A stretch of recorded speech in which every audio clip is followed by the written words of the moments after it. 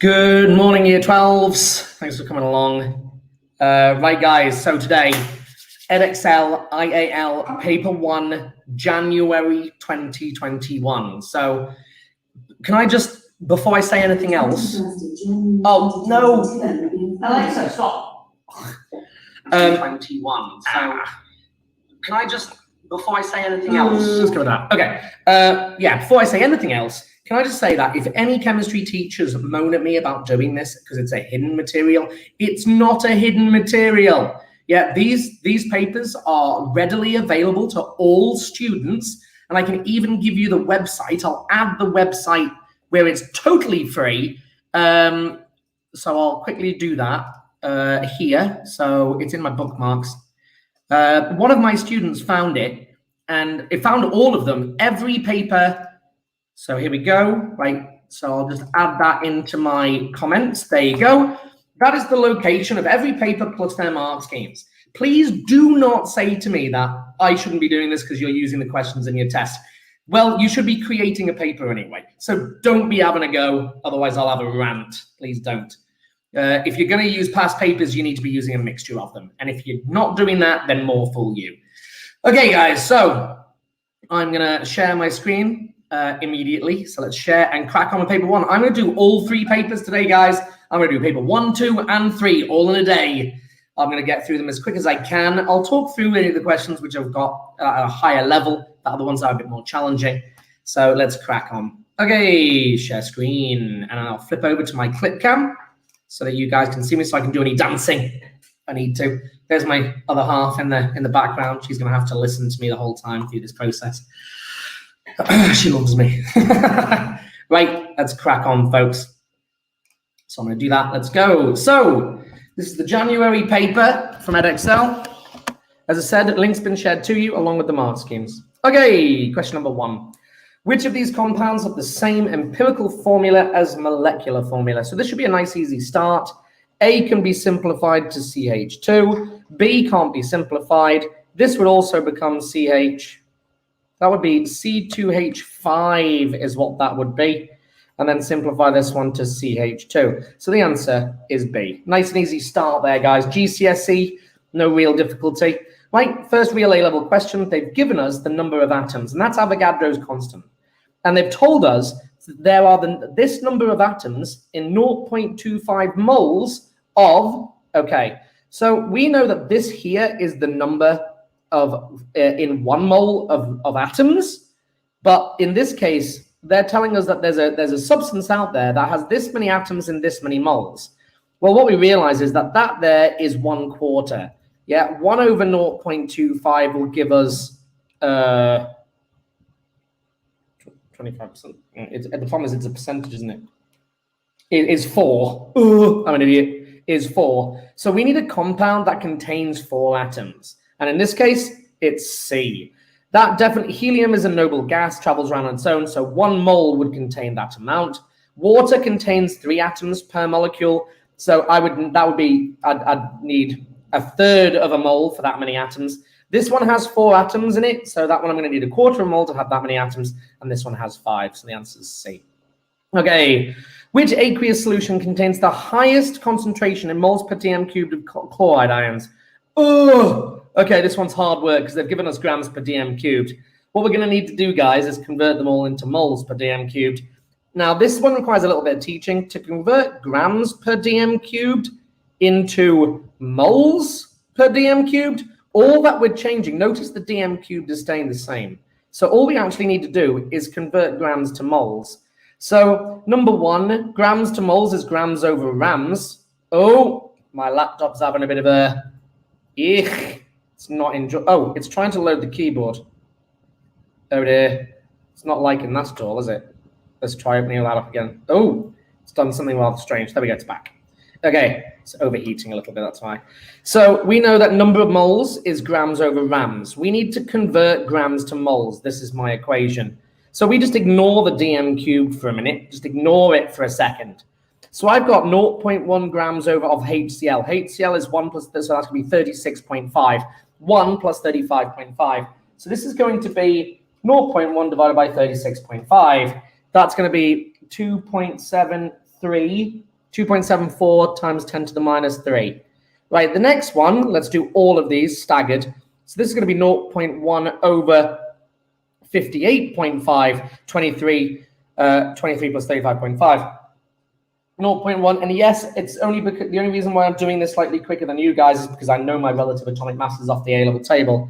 That there is 1.71 times 10 to the minus 3. Surprise, surprise, the 10 to the minus 3. They're all going to be similar, so we can ignore that in a second.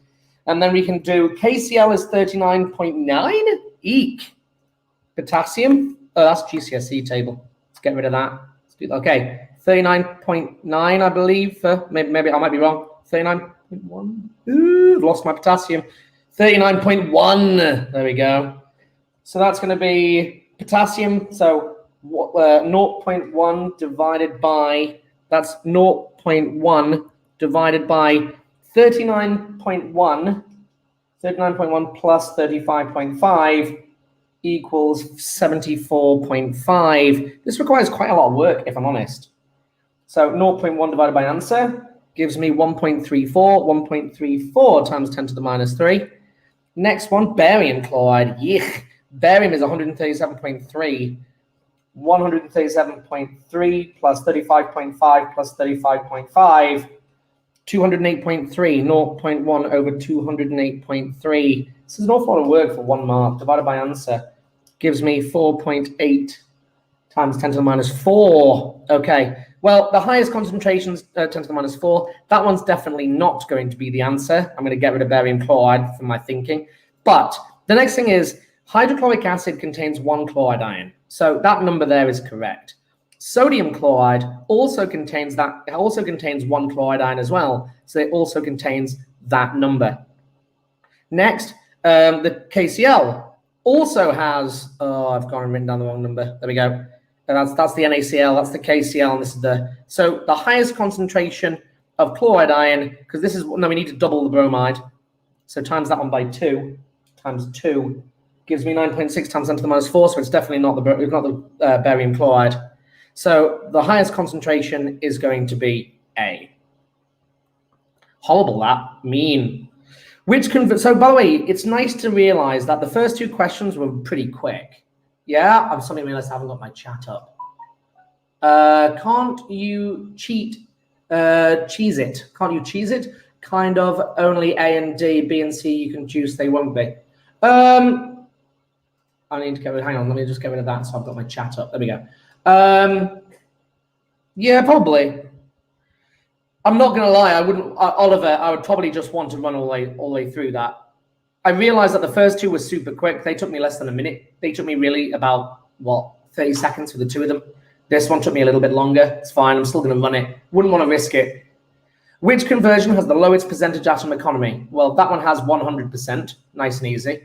This one's gonna have a high because the byproduct is hydrogen gas, which only weighs 2. So that's gonna be really high as well, because the weight of him is going to be heavy and the weight of him is going to be low. So that's going to be really high. This one's got water and CO2 produced, so it's definitely going to be lower. But then this one has a really heavy byproduct. So the answer is going to be D. Oliver, you can always find the time back in others. That one I don't mind cheating. You could work out the percentage atom economy for every single one of those, but it would take you a while to do so. Actually, not as long as you think if you know your MRs. But D is going to be the answer. Next. Which one of these atoms has the most neutrons? So you just have to now run the maths. 11, 15 minus 49, 66. Yeah, 1, 2, 4 minus 50, 74. 1, 2, 3 minus 51, 72. And 1, 2, 4 minus 52, 72. So which one has the most?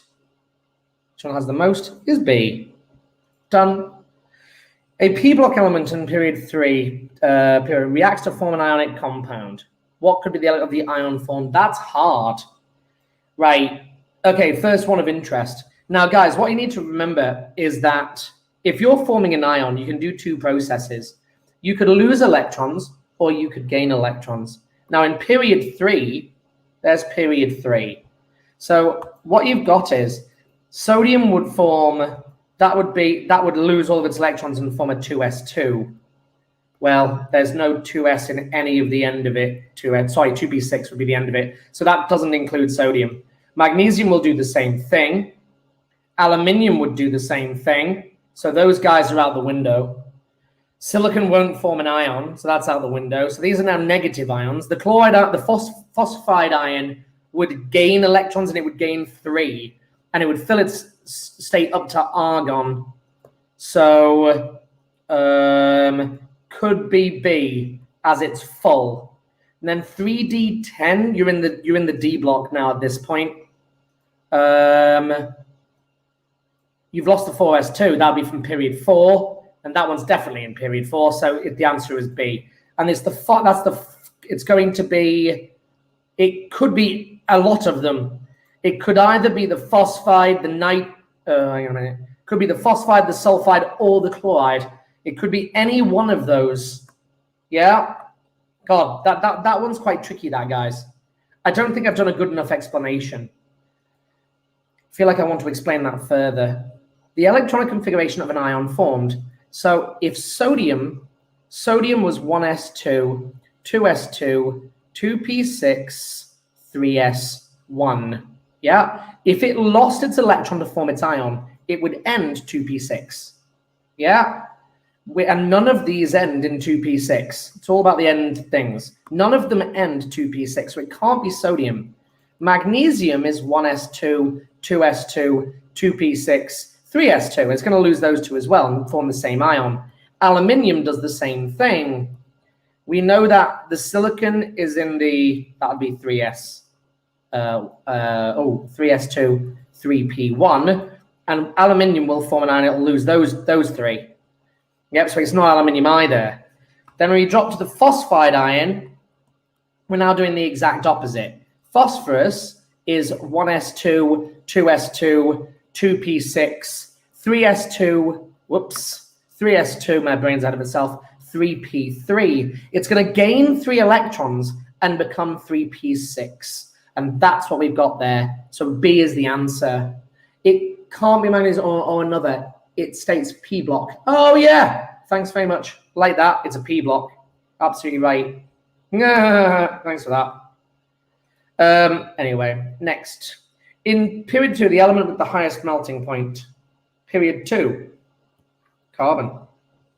By a mile. It's diamond. Lol. That was quick. That was easy. Wow. Talk about like a mark a second. Which of these has the greatest electrical conductivity? It's a gas. Water doesn't really conduct. Liquid mercury conducts really well. So that's just a liquid metal. Conducts very well. So guys, you make up the time. In multiple choice, you realize that there are slow ones and there are fast ones. And you've just got to be okay with this. After a while, you get used to it. Which one has the greatest ionic radius? It's slightly more tricky.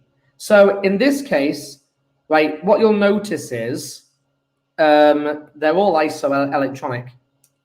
I'll write down the definition of that, by the way, for those students who haven't been taught what isoelectronic, and it does come every now and again, I see it. Isoelectronic. What it means is they have the same electronic configuration, same EC. And all of these do have the same EC, because what's happening is nitrogen is gaining 3 electrons and becoming neon. Yeah? Nitrogen, fluorine, sodium, aluminium. Nitrogen gains 3 and becomes neon. Sodium loses 1 and becomes neon. Aluminium loses 3 to become neon. And fluoride gains 1 to become neon. They're all isoelectronic. So the question is now, who's going to be the largest? Now, lots of students would have a habit of saying aluminium, but that's not going to be correct. It's in fact going to be the smallest because it's losing 3 electrons. Every time you lose an electron, lose an electron, lose an electron, lose an electron, it'll get smaller and smaller and smaller. Aluminium 3+ is tiny, very polarizing. Whereas nitrogen has gained 3, gain an electron, gain an electron, gain an electron. They grow in size. Now, students, they often ask you, by the way, so nitrogen's going to be my answer. But just to explain why, people often ask me, why is it that if you gain an electron, that you then get larger? The reason being is you have more electrons in that shell, which means you now have more electron repulsion. You don't have an additional proton to pull it back in. You're just gaining more electron repulsion within that shell. It will expand, just so you know. Next, which one has the greatest polarizing power? So this is all to do with, so cations are polarizing. Yeah, cations drag electrons from negative ions. The reason why is because the electrons themselves are negative. So it polarizes negative ions. So the first thing is S2 minus, don't think so. Chloride ion, don't think so. So it's now between the two positive ions. And calcium 2 plus is going to be much more polarizing because it has a higher charge and smaller size. So it's going to be much more polarizing. So calcium 2 plus is the answer. It's like a black hole, just the explanation for this. If you have a big positive charge and a negative ion, yeah, it will polarize it, but only a little bit.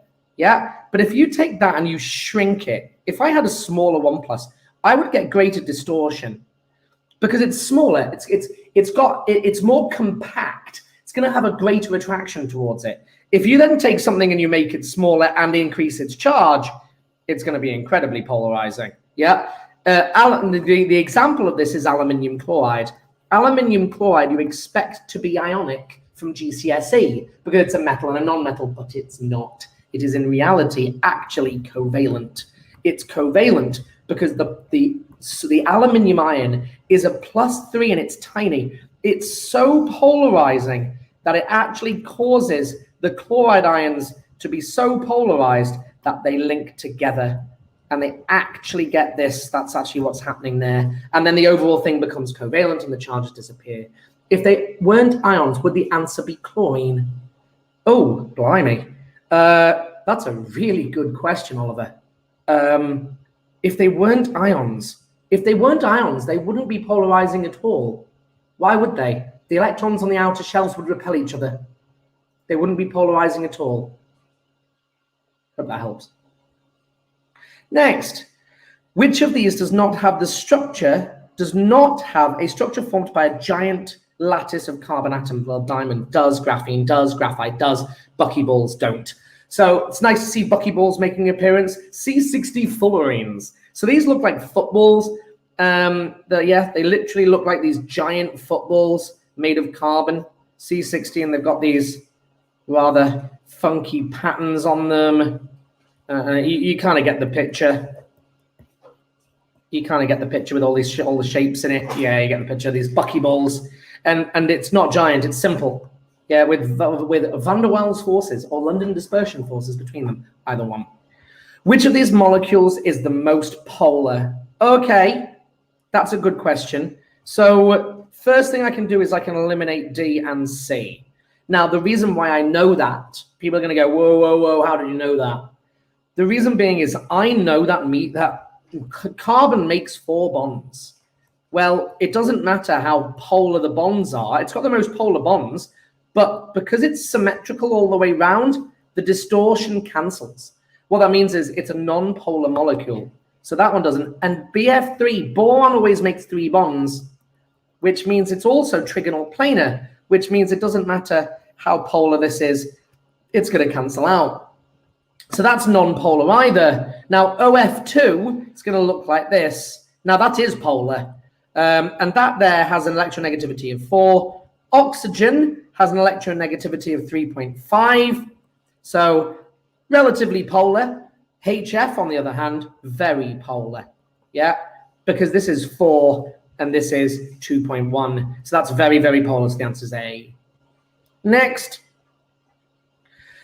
What is the hazard symbol? Corrosive. Nice and easy.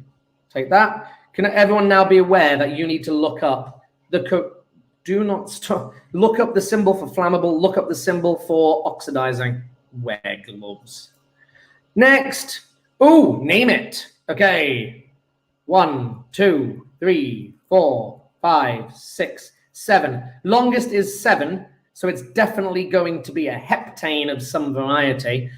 Students are now going to say, how did you know which end to count from? Yeah, they're going to, so if I do 1, 2, 3, 4, 5, 6, 7. Have I just miscounted? 7, 8. That's why you recount. Isn't that funny? It's an octane of some variety. Might be good if I count properly.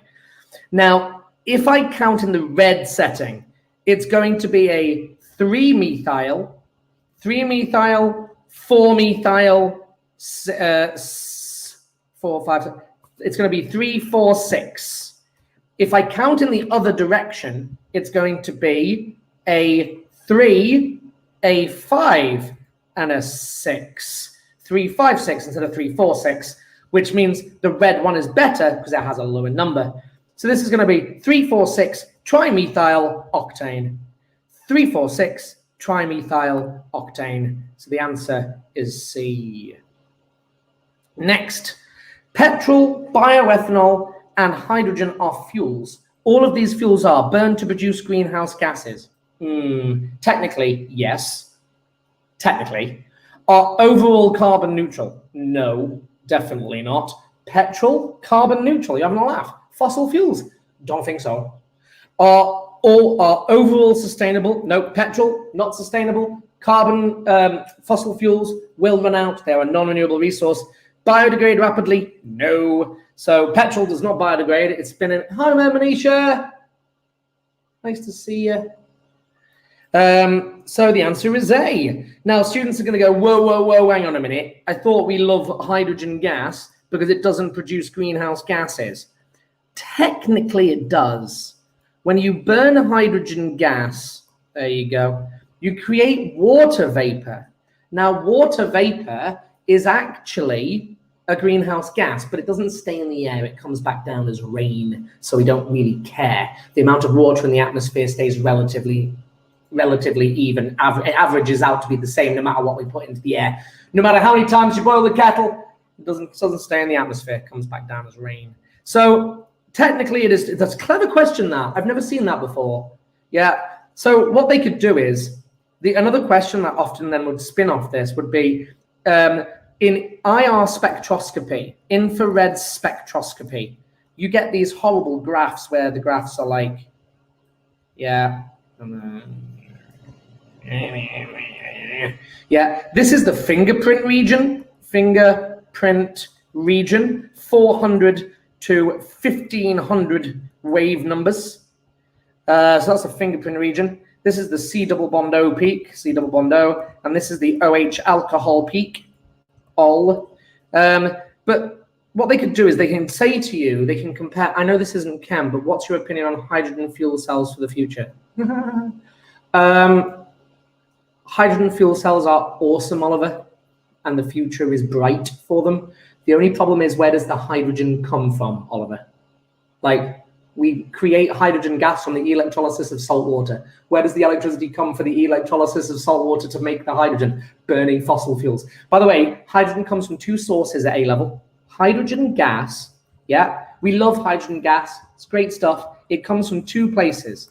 The electrolysis of brine, the electrolysis of brine and the cracking of methane. Either way, Oliver, you're burning fossil fuels in order to do it.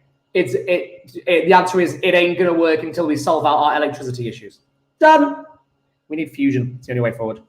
Now, so just to explain the infrared bit, carbon dioxide's infrared spec. Carbon dioxide's infrared spec is rather weird. Something like that. And this here is the C-double-bond-O peak. Number 1, it should be at 1750, but in carbon dioxide, it's not where it should be. It's actually around about the 2,200 mark. It's actually out of sync, shouldn't be there. It's an oddity. Yeah, it should be 1750, but it's not. Yeah, it's actually a slightly different thing. And this shows that it's a greenhouse gas. It's absorbing infrared radiation. If you then look at the infrared spectrum of water vapor, H2O gas, you get this. Something like that. And what you realize is water is way, way worse. Look at the amount of infrared radiation that's being absorbed. It's enormous. Water vapor is about 20 times as bad as CO2, but it doesn't matter because it doesn't stay in the atmosphere. So it doesn't matter. So they can ask, explain using the graph why water vapor is a greenhouse gas. And you go, because you can see that it's absorbing infrared radiation in this region. And then you highlight it. And then it says, explain why water vapor is not a greenhouse gas. And everyone goes, I've just explained why it is. Why are you asking me now to explain why it isn't? And I've had students come out of exams being like, oh, they made a mistake on the paper. I'm like, no, they didn't. The reason why it's not a greenhouse gas is because it doesn't remain in the atmosphere, it comes back down as rain. Moving on. Cyclopentane undergoes free radical substitution. Oh, save changes. Don't like it, sure. Which of these is an overall equation for the reaction? Bromine, you're going to get HBr. You always get HBr, and acid is the first product of FRS. Which statement is not correct about the reaction system? Not, I hate these. Only the initiation step involves homolytic fission. Correct. So only some bromine is converted into free radicals in the initial step. Sure, possibly. Propagation forms more products than termination. Yes.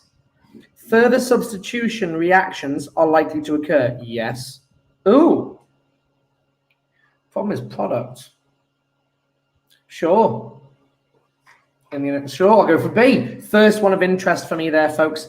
That one, very strange. It's going to be B. I'd bet Oliver's life on it being B. Wouldn't bet my own, but I'd bet Oliver's.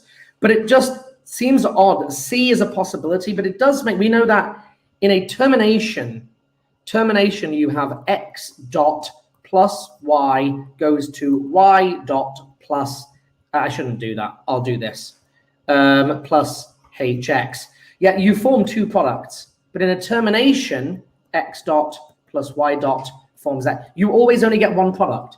You always get two products in a propagation. So I think that is correct. So I'm going to go for B. Which free radical is least likely to form in the propagation step? You won't ever get D. Yeah, just won't happen. You won't get that. Next, which alkane could be formed from a termination step in the reaction system? You're not going to get, you're not going to form, you can't get cyclos. The chances are very, very slim, let alone a dicyclo. No, D. It's weird. How would you be able to distinguish between A, B, and C? That's a ridiculous question. You could argue that I could give that to a 7-year-old and say, pick the one that looks weird. Yeah, and they'd go for D all day long. Not particularly happy with that one. Stupid question. Which of these is not a way of limiting global problems caused by polymer disposal? Damn knots. I hate these knots. Developing a biodegradable polymer. It's not a way. That one is. Exporting no. Exporting polymer waste does not solve. Can I just point out, the UK and the United States are disgusting for this. They just ship all of their plastic waste to other countries like Malaysia. Horrible, horrible people. They should be disgusted with themselves. Should be out. Oh, just really upsets me. So exporting polymer waste doesn't. I love the America going, it's okay, guys. We don't have any polymer waste. Yeah, that's because you've sent it somewhere else, you evil, evil. Removing toxic waste from gases produced by incineration, that does. If you burn it, release moving toxic gases is better. Reusing products, yeah, that's good. So I'm going to go for B. What a disgrace. Oh, end of the multiple choice. Nice. Let's make a note of that time so I can add it to the thing. So the current time is 28 minutes. 28 mins. I like it. Too long, really, by the way, for multiple choice, but I've been explaining whilst I've been doing it. Okay. Complete the diagram to show the electronic configuration for a sulfur atom. Sulfur has 16 electrons. 16, S16. So we've got 1s2, 2s2, 2p6, and then I need to check this, and then sulfur, and then 3s2. Oh, look, this is the 2s, this is the 2p, this is the 3s, and this is the 3p, and then sulfur is 4 along. Yeah, so 1, 2, 3, 4, and I'm done. 2 marks, take it. Less than a minute. Write an equation for the first ionization energy of sulfur. So sulfur gas plus, sulfur gas goes to sulfur 1 plus gas and an electron. I'm done. Nice and easy. Explain why the first ionization energy of sulfur is less than the first ionization energy of both phosphorus and chlorine. Sulfur, phosphorus and chlorine. So this is going into our little graph. cross, cross, dip, up, up, dip. You've got to know this graph, folks. We know this. Yeah, and what we realize is there's sulfur. Yeah, sodium, magnesium, aluminium, silicon, phosphorus, whoops, silicon, yeah, phosphorus, sulfur, chlorine, argon. Right, so you're right, sulfur is lower than phosphorus. So the first thing is we need to explain that one. So sulfur is lower, don't really need to say this, lower than phosphorus. Phosphorus due to having two electrons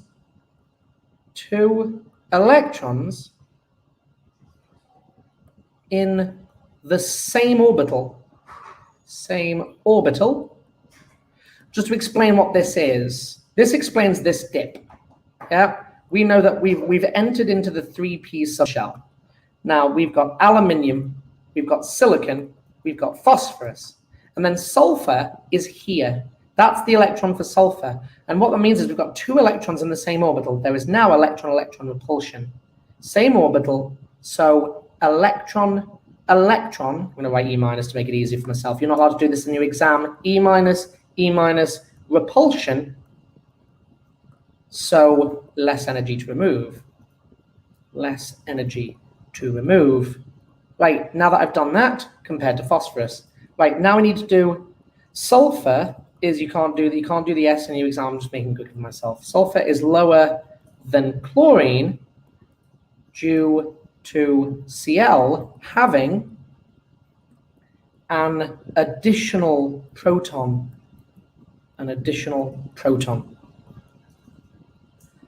Same shielding, more protons, additional proton. So electrons are closer to the nucleus,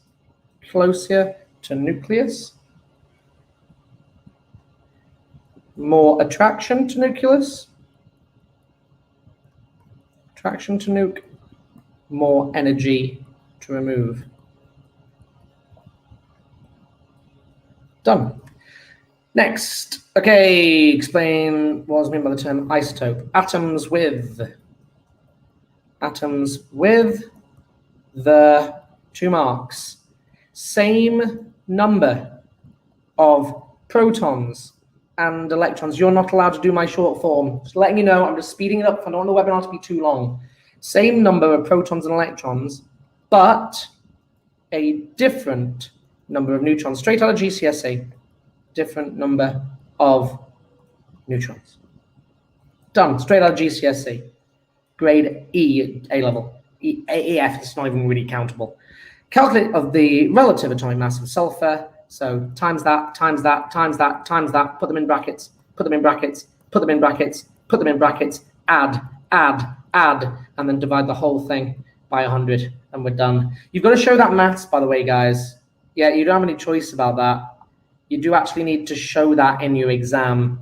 Yeah, so it'd be 32 times 94.88, put it in a bracket.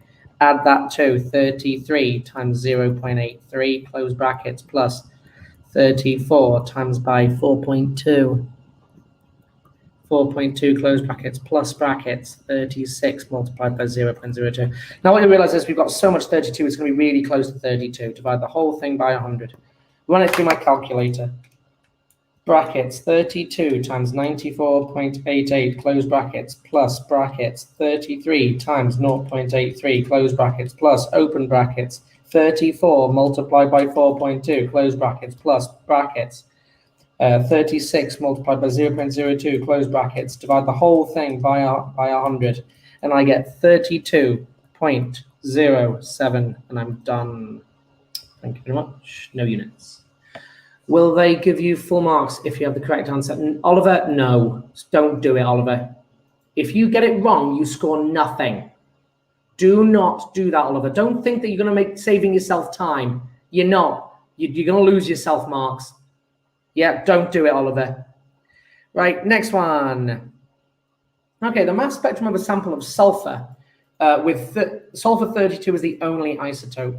Calculate the number of sulfur atoms in the molecular ion. So the molecular ion is the last peak.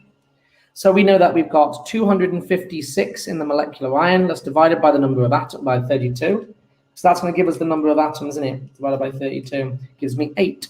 There you go. You must show you're working. Suggest the formula of the most stable ion. Well, that one. Yeah. So that one's going to be, there's 2 of them, so it's 64. So it's going to be S2, but then it's going to be a plus 1 ion.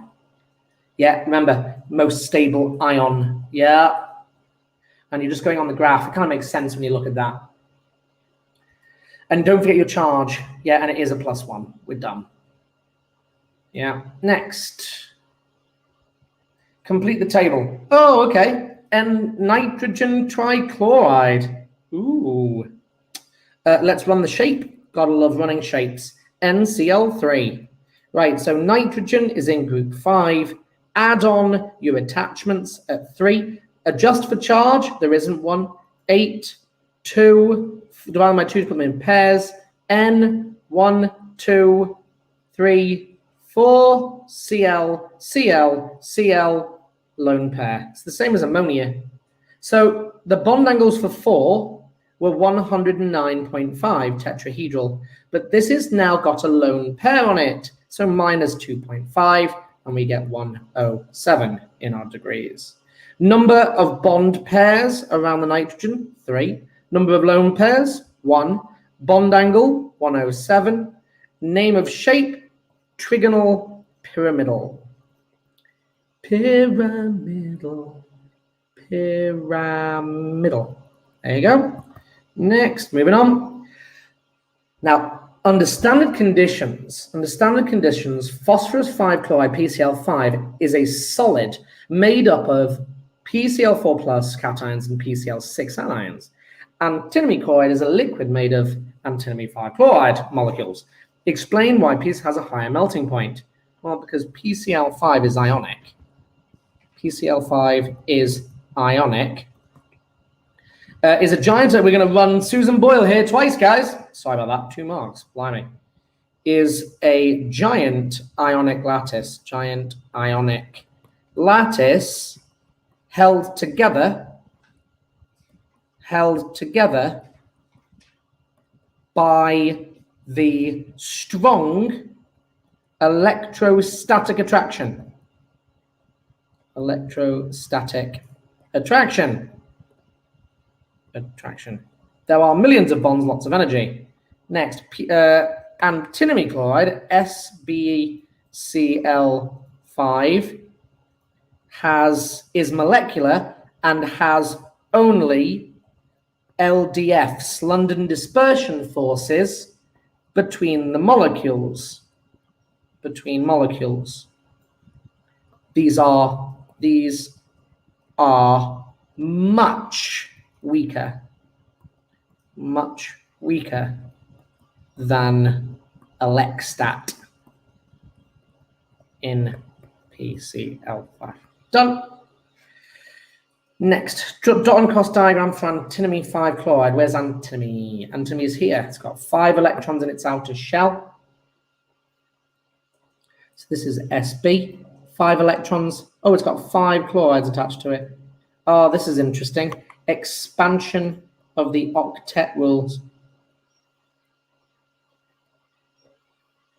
They'll be generous on your picture as long as it's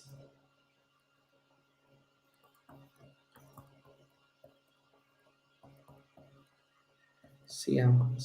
And yes, it has gone beyond the outer shell, the full outer shell. All chlorides must have their lone pairs on. Some people don't draw the circles. Please draw the circles. Not what the other teachers are saying. Sorry about that, everyone. Just want to zoom out. Here we go. Hope that one's okay with everyone. Next, at low temperatures, SbCl5 converts to Sb2Cl10, which contains a dative covalent bond. What is meant by the term a dative covalent bond? A covalent bond, where both electrons in the bond come from one atom. example. Yeah, let's go for, I can't be bothered. On atom. Yeah, that's fine. Right, show how they're pairing up. This is a play on PCl3, guys. Sorry, on AlCl3. Yeah, aluminium chloride. Aluminium chloride has 3 covalent chlorines attached to it, and this is called dimerization. Dimerization.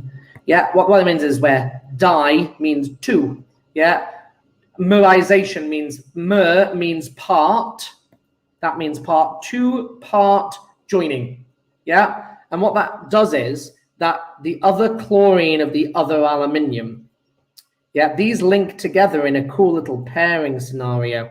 The lone pair on that chlorine forms a bond there. The lone pair on that one forms a bond there. So this is a clever play on the dimerization of AlCl3. So what's going to happen is the lone pair on this chlorine here is going to form a dative bond to him, and the lone pair there is going to, then I'm going to get rid of my lone pairs, because all they're going to want here is, it doesn't appear like it's going to be 3D though. So you could argue that it would be something like that. But the important thing is the arrows. Yeah, is the arrowheads going in that direction. There we go. See, a dative covalent bond has an arrow, unlike normal covalent bonds. So this here is a normal covalent bond. This here is a dative. And it tells me that both of the electrons in this bond have come from X, and they're joining to Y. Just so you know. Next, arsenic also forms a pentachloride with the formula AsCl5. Give one possible reason why nitrogen is the only group 5 element that does not form a penta. Ooh, that's interesting. Wow, energy to hybridize. Ugh, that's tricky. That. So phosphorus does it, arsenic does it, and antimony does it, but nitrogen does it. So I'm just going to say it's too small. You can't fit 5 around it. Yeah. So it says 1, so it's going to mark the first one. The possible answers, I'm going to say that because Edexcel doesn't cover energy of hybridization, that I'm going to then say it's to do with the size. Nitrogen atom is too small to fit 5 Cls around it, 5 chlorides around it. Second one, I'm going to say the energy needed to hybridize, to expand beyond octet. That's hybridizing reality. Beyond octet is greater than the energy supplied by the new bonds. Done. So just to tell you what's going on here, this is a bit beyond Edexcel really. So we know that something like, let's go for phosphorus. Phosphorus has 5 electrons in its outer shell. Now phosphorus usually simply makes 3 covalent bonds to fill it like this. That would be PCl3. However, it can also go to PCl5. Under the right conditions, we can turn it into PCl5. And when that happens, well, it expands the octet rule. And what that means is these electrons are they actually get a fusion of subshells to make the whole shell larger.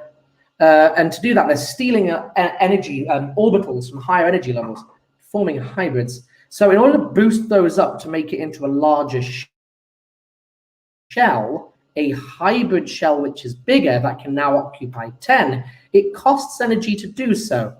Now, when you make a covalent bond, people often ask me, why do things make covalent bonds? Why does anything bond together? Because making bonds is exothermic, mexobendo. Yeah, making bonds is exothermic, and losing energy is good. You're more stable. So the more bonds you can make, the better.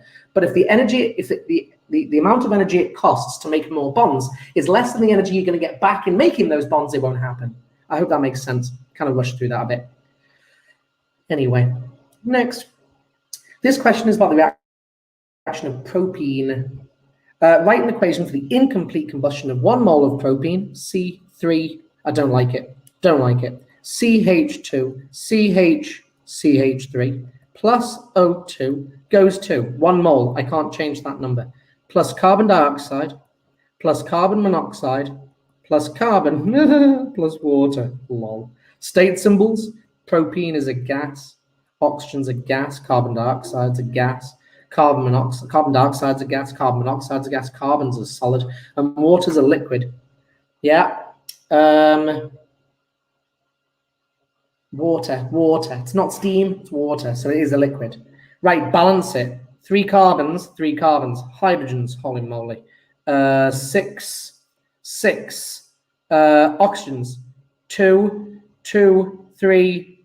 We've got 2 there, 3, so 6 in total. Done. I think that all adds up. Clever. State 1 similarity and 1 difference that would be seen when propene is mixed with separate samples of acidified potassium permanganate solution and of bromine water. Right, okay. So everyone here knows bromine water. Bromine water is orange. Yep. You add an alkene,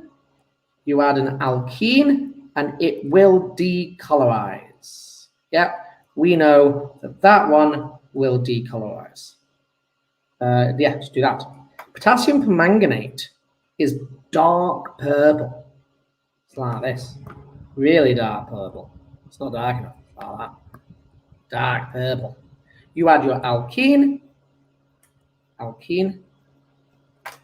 and it'll turn, a funny thing, turns into a precipitate, a brown precipitate of manganese dioxide, dark brown to boot, like that.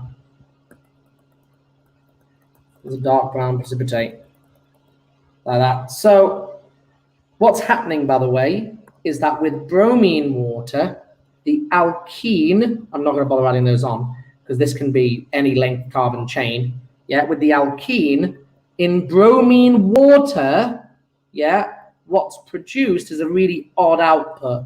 You get a Br attached and an OH attached, very strange. And it decolorizes because the bromine disappears, yeah? And the permanganate one, you form a diol. Yeah, this is MnO4-, which is dark purple, and that now forms a diol, which goes across it. So, there we go. And that turns into MnO2, which is the brown precipitate. If they want the gaseous form of water, will they always say steam or ice for the solid? Yes, they would, Oliver. Good question.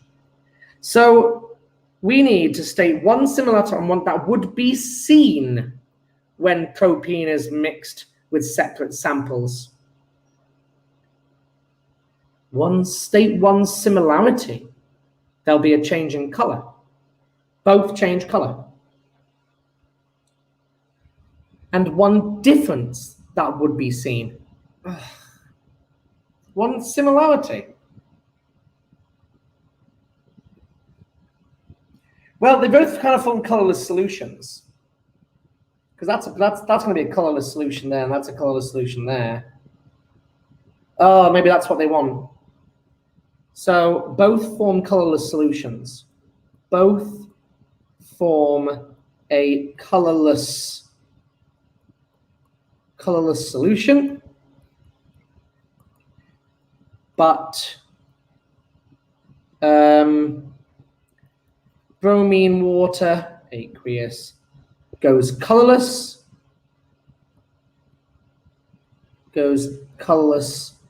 with no precipitate, PPT, whereas with potassium permanganate, a brown precipitate is formed. Don't know. Okay, I'm interested by that one. Don't like it. Propene reacts by addition polymerization to form polypropene. Draw the structure of polypropene showing 2 repeating units. Right, so this is propene. whenever you draw a polymer, I actually draw this in a very particular fashion. And you can see the way I'm drawing this here, with the double bond between the two carbons playing the most important part. That double bond joint breaks open and it joins together. And then you just have to put the pieces back on for each unit. Please don't do the CH3 trick. Please don't do it. There we go. Nice and easy. Done. Next, propene reacts with bromine monochloride to form 1-bromo-2-chloropropane major product. Show them. Complete the diagram of the dipole. Chlorine is way more electronegative than bromine is. That one's going to be slightly negative. This one's going to be slightly positive. Right, draw the mechanism for the reaction of formation 1-bromo-2-chloropropane in this reaction. So this is propene. Okie dokie. Let's first of all draw propene. Then draw the bromine is going to be pointing towards it since it's slightly positive. Right, zoom in here. Curly arrows, start from the middle of the bond, feel up the bond. Yeah, that's now breaking and making. This one's now breaking. Right, product. Now we need to put the bromo on number 1. The bromo now goes on number 1. There's the bromo. I've now formed a secondary carbocation. And the chloride ion now snaps on. And I'm done. Notice my curly arrow, please. Starts in the middle of those pair. Does it ask me to draw the product? No. And any relevant lone pairs. Fine. I'm done. Take it. Nice that. Okay. Propene reacts with steam in the presence of an acid catalyst to form a mixture of alcohol, propan, and propan-2-al. Complete the mechanism for the formation of propan-2-al by adding the curly arrows, including the species formed in the final step. Okay, so propene. Yeah, and what's happened is that H has gone to here. This one now. There we go. Fine. And then final product. It's interesting.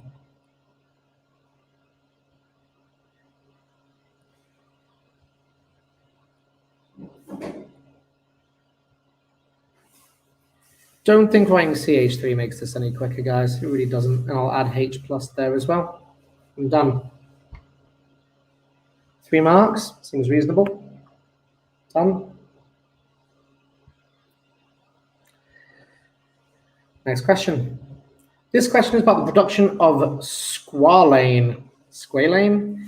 A liquid alkane which occurs naturally in human skin and is used in cosmetics. Suggest 2 properties that make squalane useful in cosmetics. It's a liquid. That's horrible, isn't it? So it's a liquid. That's a property. Yeah. Now it comes from human skin, which means in cosmetics it's not going to react since produced naturally by skin, squalane, squalane does not react with skin. Yeah, it's a liquid, that's useful, and it doesn't react with skin. Give the molecular, oh my God, are you for real? 1, 2, 3, 4, 5, 6, 7, 8, 9, 10, 11, 12, 13, 14, 15, 16, 17, 18, 19, 20, 21, 22, 23. Okay, 23, 24, 25, 26, 27, 28, 29. C29H, it's an alkane. Double it and add 2 times 2 plus 2, H60. Next, squalane can be produced from squalene, an alkene present in shark liver oil, by reacting with hydrogen gas in the presence of a catalyst. Nickel. Nickel is the catalyst. Give the name of a suitable catalyst for hydrogenation. Nickel. It says, by the way, do watch out. It says give the name, don't give the symbol. Squalane used in cosmetic products must contain no more than 0.2 parts per million by mass of the catalyst. Calculate the maximum permitted mass of catalyst in a product containing, holy moly, that's parts per million. ppm equals parts over total times a million. That's our equation. Right, well, we've got the ppm, 0.2. We've got the total of 50 grams times by a million. Right, reorganize, folks. Reorganize. Yeah, reorganize. So, number 1, divide it by a million. Yeah, and then times by 50. I like it. Will give us equals part. So 0.2 divided by 1 million times, make sure you count your zeros in your calculator or do 10 to the minus 6, whichever one you want to do, or 10 to the 6 even, times 50 gives me parts cannot be more than 1 times 10 to the minus 5 grams. Seems reasonable to me. It's tiny. Yep. Fine. So I did the right thing there. 0.2 divided by a million. So many. Times by 50. 1 times 10 to the minus 5. Yeah, seems good to me. 1 mar. How many? Next, a reactor at 200 Celsius contains 8,500 moles of liquid squalene and hydrogen gas at a pressure of this. Under these conditions, the complete hydrogenation of squalene requires 500 meters cubed of hydrogen gas. Calculate the number of CC double bonds in 1 molecule of squalene. Ugh, mean. Right, so what we want is, we've got squalene plus hydrogen goes to squalane. So stupid. Squalane. And what we realize is that for every double bond, if we have a molecule with 1 double bond, we will need 1 hydrogen gas to hydrogenate it. If I had a molecule with 2 double bonds, I would need 2 hydrogens per molecule for complete hydrogenation. So all we've got to do is work out the ratio between these guys in order to figure out how many double bonds there are. So we've got 8,500 moles of squalene, and the hydrogen gas, under these conditions, we've got 500 meters cubed. We've got 4 times 10 to the 5 pascals and 200 Celsius. We've got to convert the 200, so we're now using PV equals nRT. Pressure goes in pascals, so 4 times 10 to the 5, times by the volume goes in meters cubed, which is awesome, 500 meters cubed, equals moles, which is the question mark, times by 8.314, or 8.31 in this case, because it's up there, and the temperature needs to be in Kelvin, so I'm going to add 273 to it. 200 plus 273 gives me 473. Let's do this bit of maths on its own. 8.31 multiplied by 473 gives me 3,930.6. Right, I'm going to move that over to the other side. 8.31 times by 473. I could just do it that way, to be fair, and it'll give me the moles. Yeah, so brackets 4 exponential 5 times 500, close brackets, divided by open brackets, 8.31 times by 473, close brackets, gives me 50,000 882. Holy moly. Quite literally. Lol. So, 270.15. No, Oliver, please don't. Please don't. Right, that's a much larger number than the squalane. So divide that by 8,500. How many do I get? Divide that by 8,500, and I get an answer of 5.98, which is otherwise known as 6. Done. Winner. There we go. So it contains 6 double bonds, as I need 6 times the amount of hydrogen gas as I do squalane. Next, write the equation using the molecular formula for the complete hydrogenation of squalane. State symbols are not required. All right. So hang on a minute.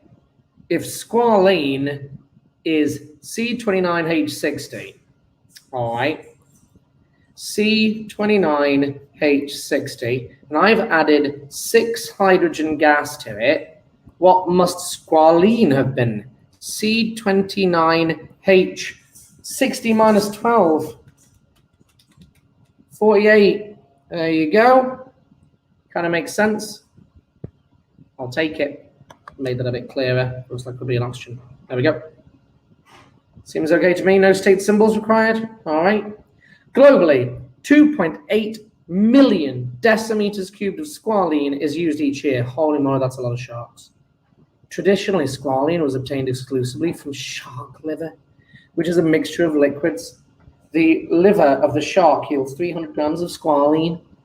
Suggest the name of a suitable technique to extract squalene from shark liver oil. Fractional distillation. Separate oils.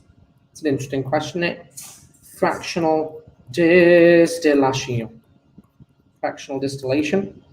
Next, calculate the minimum number of sharks needed. Oh, what? That's just mean. Right, hang on a minute. What? Right, 2.8 million liters of squalene. Oh my goodness.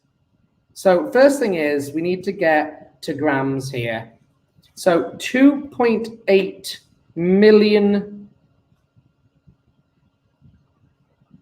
Love a bacon and egg butty. 2.8 million dm cubed. Let's convert that to centimeters cubed. Yeah, so times by 1,000. 2.8 times 1,000 gives us 2,800. So that's going to become 2,800 million, because I haven't really done anything with the million yet, centimeters cubed of squalene. Now this weighs 0.86 grams per centimeter. So I need to multiply that by 0.86. So times by 0.86 gives me, not a huge difference, 2,408 million grams. Wowza. Million grams. Okay. And the shark's liver yields 300 grams of squalene divided by 300. So I need to make 2,408 million. 1, 2, 3, 4, 5, 6 divided by 300. Oh my God. So we need to kill. God, that's an awful lot. We need to kill 8 million. Doesn't say in terms of decimal places.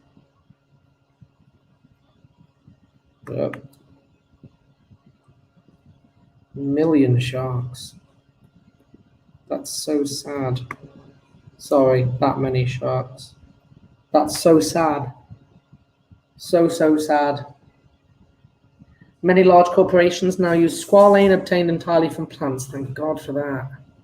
Squalane can be obtained sustainably from cornstarch with a yield of 23% by mass. The production of 1 ton, oh, those calculations are mean, man.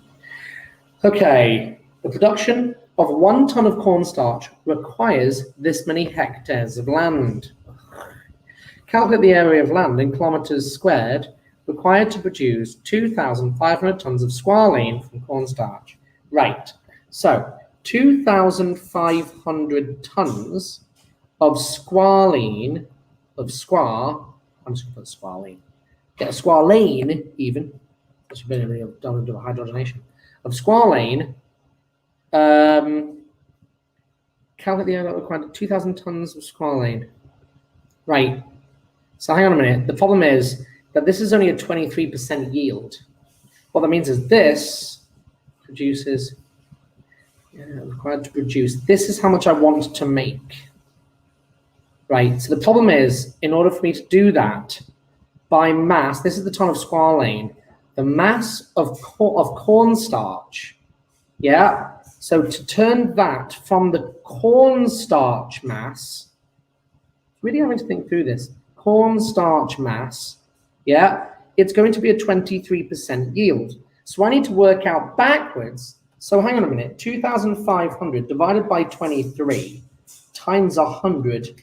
So I need 10,869.6 tons of cornstarch.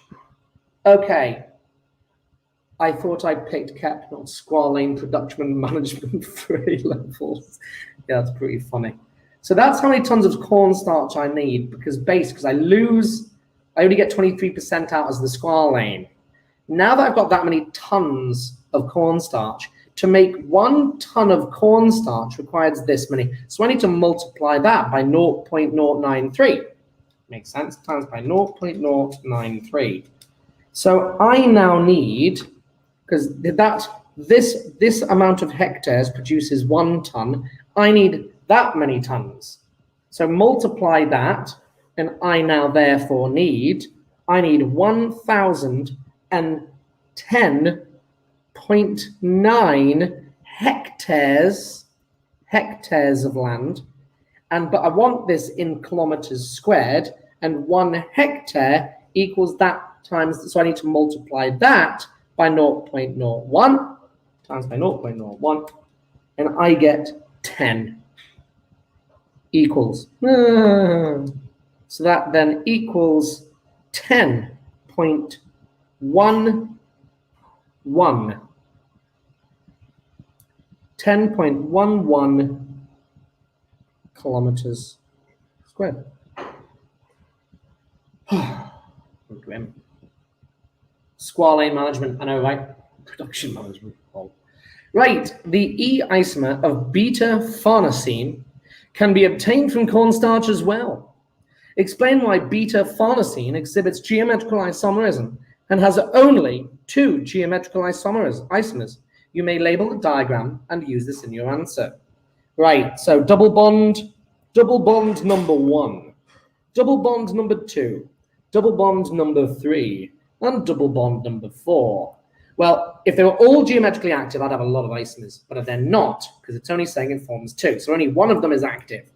This one here, number 1, is not active, because this carbon in the double bond has the same CH3 group joined on twice, so it will not show optical activity. 1, no. Next one, this carbon has a CH3 and this monster attached, and then it has a H and this monster. This one is geometrically active. So number 2, yeah, so this is now number 2, and it is a yes. This one has 2 hydrogens attached, so not geometrically active. This one has 2 hydrogens, so not geometrically active. Okay, so circle it. Carbon double bond, carbon double bond labeled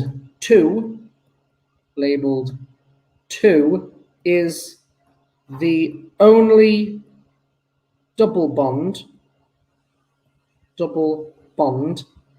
that exhibits geometrical isomerism.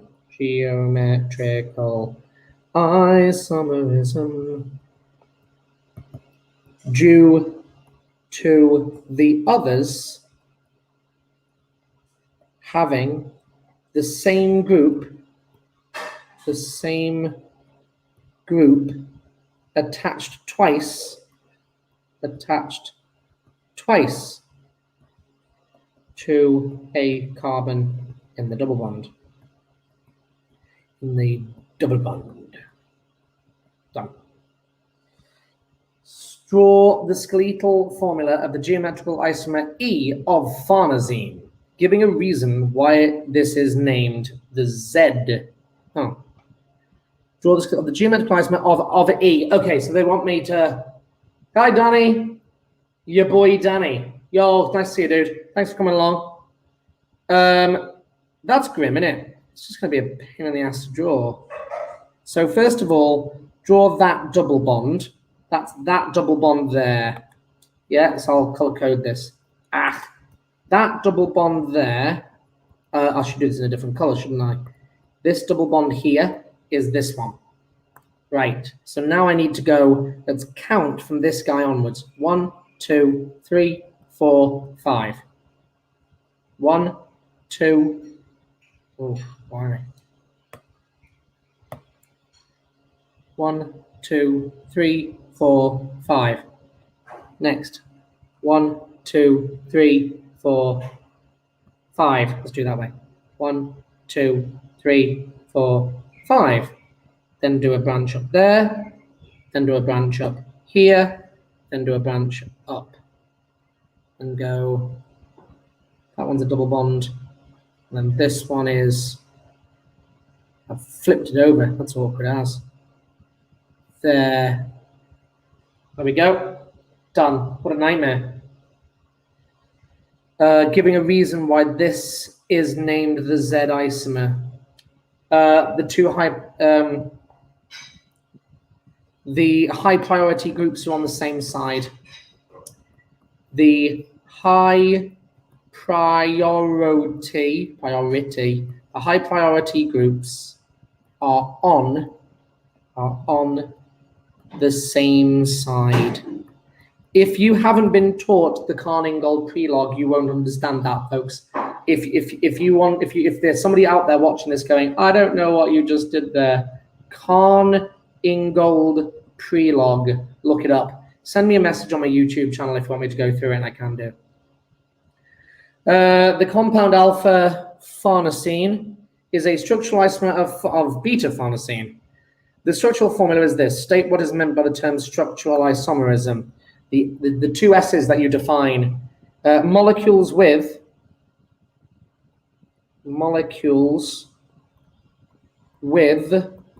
the same molecular formula, but different structural formulas.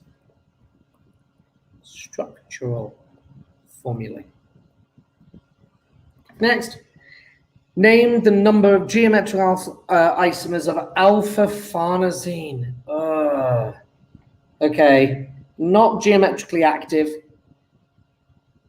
Group 1, group 2, group 1, group 2. It is geometrically active. Definitely geometrically active. One group, two groups, one group. No. One group, two groups. Is geometrically active. Oh dear. Not geometrically active. So I've got two. Morning, meter. So I've got two geometrical centers. What that means is, right, guys, let's simplify this question down. Let's imagine that I've got something like this. Like double bond, and I make that a chlorine, like that, and I make that a chlorine. I'll draw that out properly, because people aren't going to like that. If I have this scenario, if I have two geometrical centers, I suddenly realized I need to do that. You'll understand why in a minute. If I've got two geometrical centers, I actually have two letters associated with them.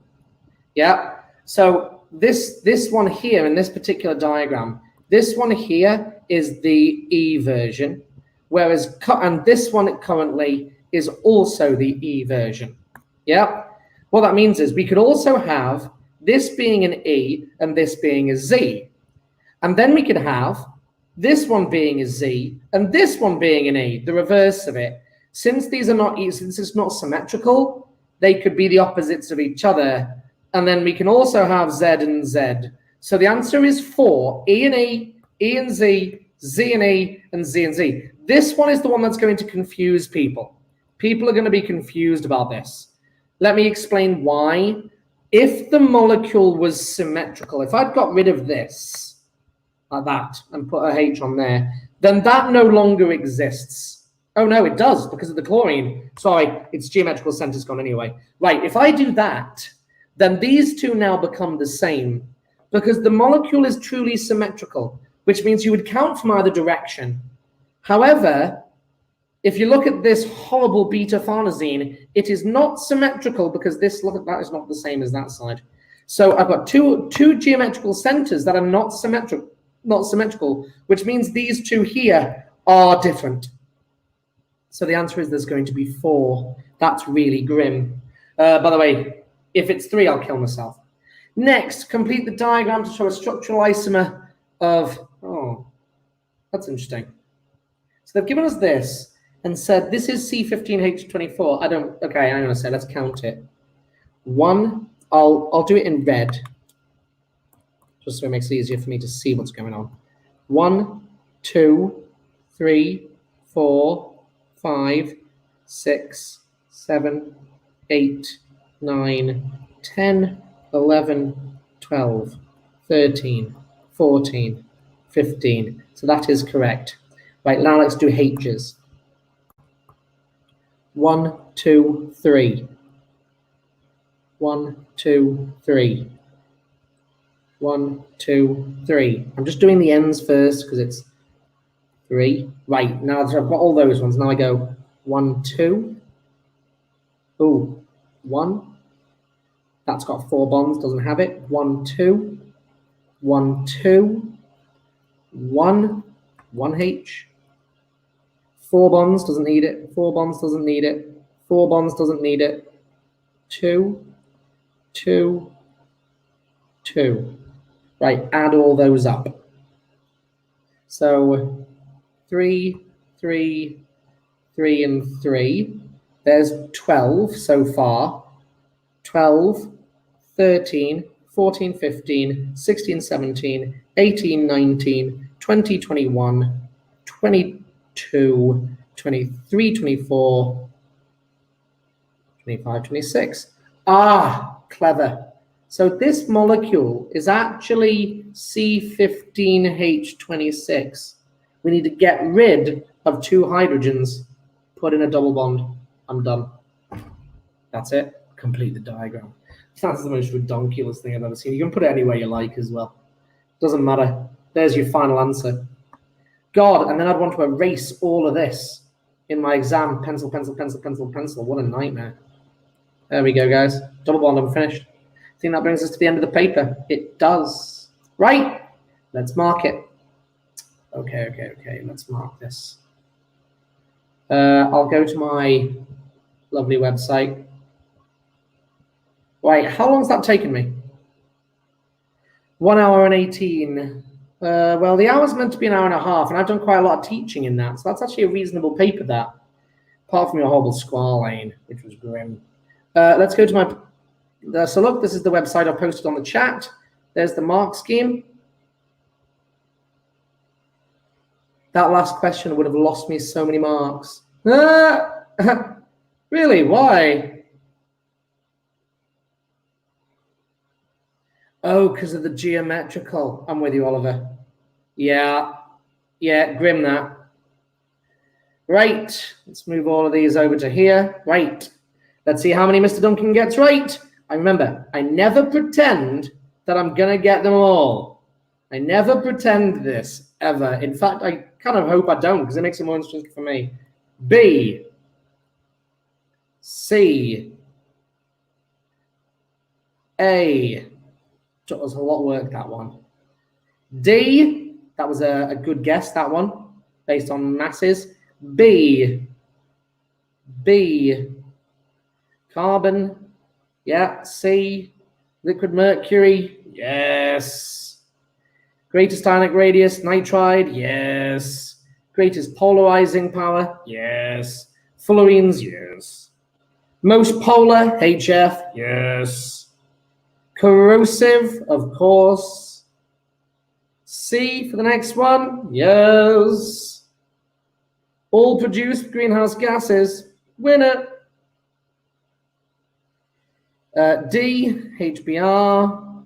Oh, one of interest, I got it wrong. I got it wrong. Hi, Sian. You've just witnessed my first one getting it wrong. Darn it. I never expected. Which statement is not correct? Only the initiation start involves homolytic fission.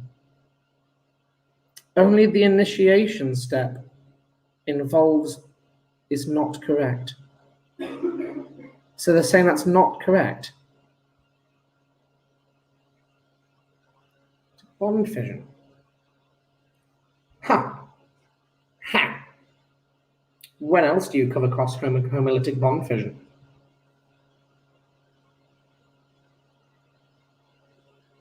A. Oh, that's mean. Okay, technically they're correct. Okay, that's evil. Okay, let me explain. So in the initiation step, you get homolytic fission. It's the only time you ever draw this arrow. Yeah, and what you produce on the back of that is 2 Cl radicals. Well, if you then have a Cl radical, that's really mean. I got that wrong because we don't ever consider. I'll stop ranting. When the chlorine free radical now collides with this, you never do the real mechanism for this anymore. That arrow does this. And what you realize is that this one is then breaking in a homolytic fashion as well. Oh, that's so mean. That's so mean. You never do that. Ever, ever, ever. Oh, that's grim. Guys, pure evil. Edexcel. Only someone doing a degree who actually does. That's stupid. Don't like that one. But okay, I'll accept it. Which free... Oh, that's really annoyed me. It's all right, though. I'm totally accepting of it. It's nice to get stuff wrong. Doesn't mean I have to teach it properly. It means I need to teach it better. Yeah? Oh, I need to make that smaller again. Back to this. Okay, so my first one of incorrect answers. C is D. Thank you very much. And E. Oh, the answer is C. Stuff off. Oh, that's so stupid. They're saying that all of them are possible. Oh, not even worth my time. They're saying that all of these are possible and that you can form cyclics. You do if they're long enough. It's possible. Yeah, that does happen. Sucks this. So, but the point being is they're saying from this particular, which alkane could be formed in a termination step of this reaction. So they're saying that this one, cyclopentane. So if you look at this, cyclopentane, well, 1, 2, 3, 4, 5, 6, 7, 8. 1, 2, 3, 4, 5, 6, 7, 8, 9. 1, 2, 3, 4, 5, 6, 7, 8, 9, 10. 1, 2, 3, 4, 5, 6, 7, 8, 9, 10. Oh, so I still would have gone for D. Which alkane could be formed in a termination step in this reaction system? Why is it not D? Don't like it. It's garbage. Shit like this. Oh, hydrogen atoms. The molecule does not contain 18. Not even worth your time, folks. That's really irritating. Ugh, stuff off. Which of these is not a way of limiting global? That's so stupid. I hate stuff like that from Edexcel. Waste of my time. Waste of my time. Next. Right, we're nearly done now, folks. Correctly labeled diagram, 1, 2. Equation, gas, 1 plus, yes, yes. Species balancing, yes. This one's much more interesting. Outermost electrons in the same subshell Cl contains a greater number of protons. Repulsion between paired electrons in orbitals in the same quantum outermost electrons in the same shell. Sulfur has low. It's all. My answer is good, guys. Sulfur is lower than phosphorus due to having 2 electrons in the same orbital electron-electron repulsion. So we've got that one down there at the bottom. Yeah, repulsion between paired electrons. Then it says chlorine contains a greater number of protons. It's got chlorine having an additional proton. So the electrons are close to the nucleus and attraction, so more energy to remove. Outermost electrons in the same shell. They're saying the fact that we have to say that they're in the additionally, they're in the same shell. Same number, allow the reference to the full and do not award this. So I will say I won't get it. I've got to say same shell as well. It's in the same shell, but it has an extra proton. I'm happy to take that on the chin. Say, don't forget to do that. Atoms with the same number of protons and electrons, but different. Does it say ignore electrons? Sure. 32.09. Oh, I got it wrong. I've done 09. Oh, I've made a calculator error. I get the mark for the working out.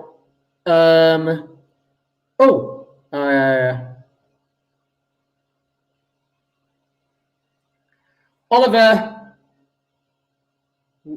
no working scores 1.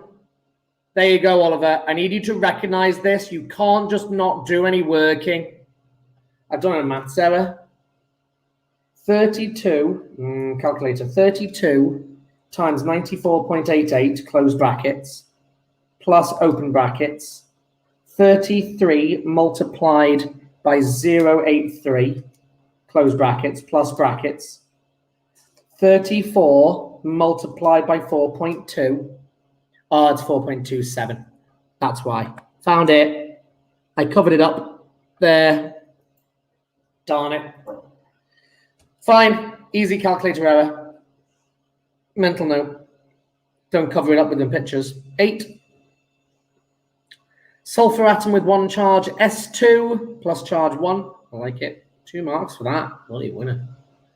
From which student forums can you get the IGCSE papers from? Danny, I'll find those out for you and I'll post them onto the chat on this video for you when I found them. They do exist. If you try EduTV, you can buy them for like $2. Edu.tv, I believe. You can buy them all. EduTV online. You can buy them all here. They cost you like $2. It's well worth it. Anyway, going back to my paper. 3, nice and easy. 3, 1, trigonal pyramidal. There you go. Explain stronger electrostatic attraction between giant electrostatic weak intermolecular forces. Yeah.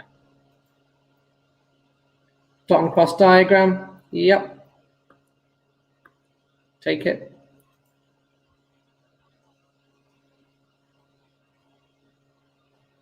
There we go. Oh, covalent bonds where both electrons are in the suitable description of a dative covalent bond. Yeah, that's nice. Yeah, and then there's the picture. I like it. Nitrogen atom is too small. It's too small. There you go. It's an A2 trick, really. Balanced equation. State symbols. Oh, this one I didn't like. Both solutions decolorize. No, they don't. Well, they kind of do. From purple and orange, the starting colors.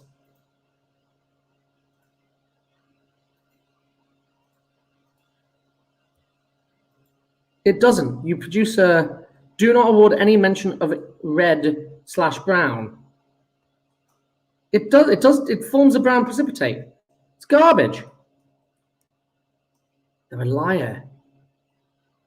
I need to talk to them about that because that's incorrect chemistry. Okay. Edexcel and morons. Yeah, will do. Both form colorless solutions. I happen to get that one. They start purple and one starts orange. How stupid. Orange and purple. Stupid. Yeah, fine. Polarity. Yep. Correct dipole. There's the diagram. I like it. Oh, do we need to draw the product? Whew.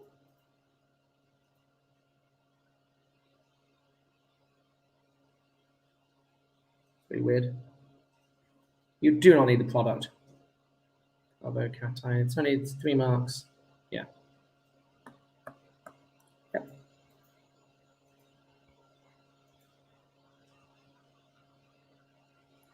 Plus H plus. Yes.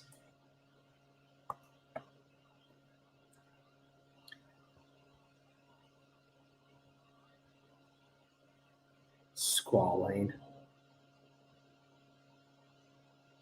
Okay.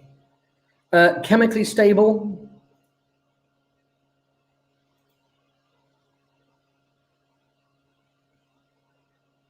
Not very reactive. Additional, ignore any reference to carbon lengths. Natural in skin. Chemically inert and stable. Damn it. Colorless. Irritant.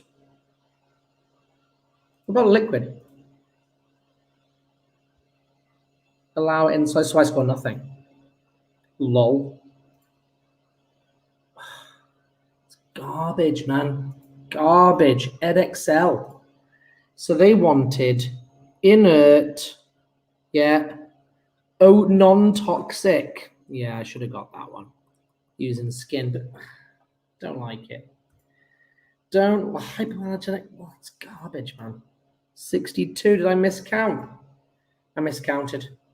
I didn't add on the 2 at the end. I did.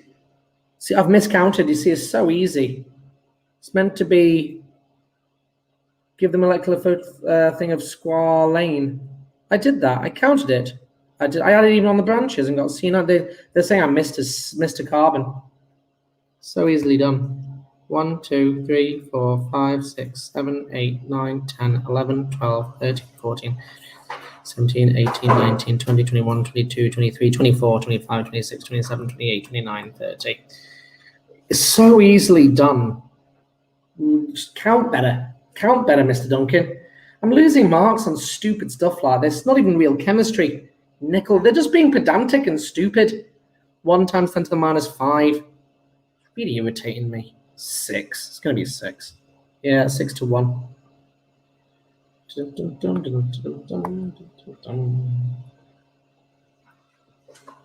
Equation.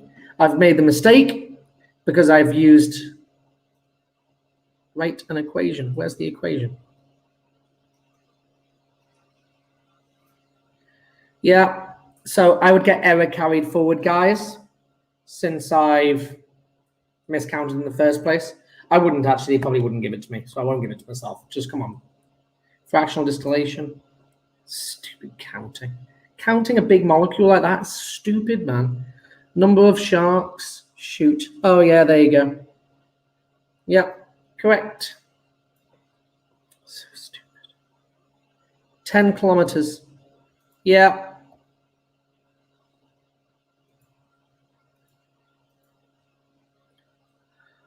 Oh, so stupid.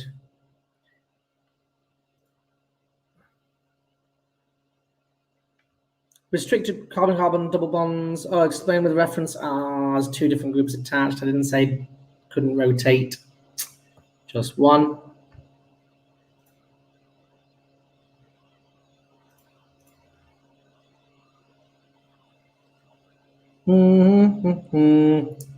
I'll give myself 1. I've got 1, of course, but not 2. At least I'm not the only one losing marks and silly mistakes. It's stupid that, but Oliver, like I said, it's just as valuable for me to do this as for you guys to do it. Like, it really is. Next, skeletal formulas, which I'm just going to give myself those because it's an idiot. High priority groups on the same side. Molecules with the same molecular formula, different structural formula. 4, well done, use that isomerism, and then add a double bond in wherever you like. Done. Right, guys, that brings me to the end of paper 1. It has been quite a long day, quite a long lesson already, an hour and a half. Actually, it's not as bad as I thought. Stop sharing screen, bring my camera back. I'll take a break. Right, guys, I hope you found it useful. I'll be doing paper 2 this afternoon. I will catch you shortly. See you later, guys.